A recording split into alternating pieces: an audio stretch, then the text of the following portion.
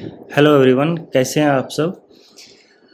एक important topic है विनिर्माण उद्योग और इससे कुछ महत्वपूर्ण फैक्चुअल क्वेश्चंस भी आ सकते हैं।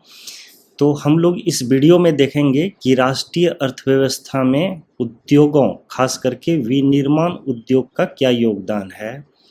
तो जैसा कि आप देख पा रहे हैं कि पिछले 2 दशकों से सकल घरेलू उत्पाद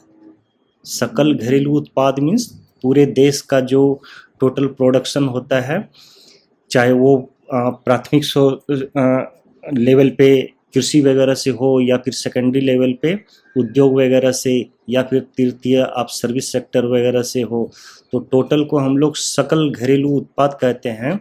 तो इस सकल घरेलू उत्पाद में उद्योगों का योगदान 27% है और इस 27% में, चूंकि ये टोटल उद्योग का है, तो इस उद्योग में विनिर्माण उद्योग भी आता है और भी तरह तरह के उद्योग जैसे खनिज खनन, गैस, विद्युत ऊर्जा, ये सब भी आते हैं। तो इस 27% में 17% विनिर्माण उद्योग का है और बाकी के बचे 10% भाग खनिज खनन, गैस तथा विद्युत ऊर्जा, ये सब का आता है।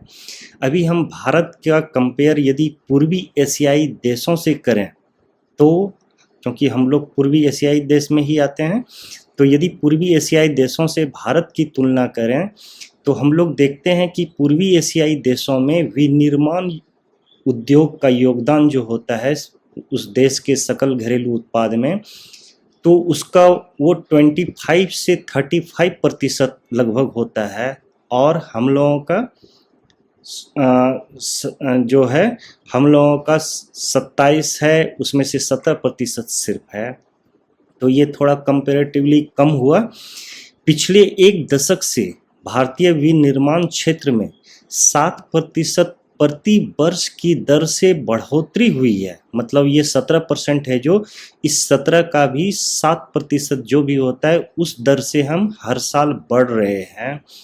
बढ़ोतरी की यह दर अगले दशक में 12% अपेक्षित है। अगले 10 सालों में यदि हम देखें तो 12% तक ये बढ़ोतरी हो सकती है, जो अभी 7% है।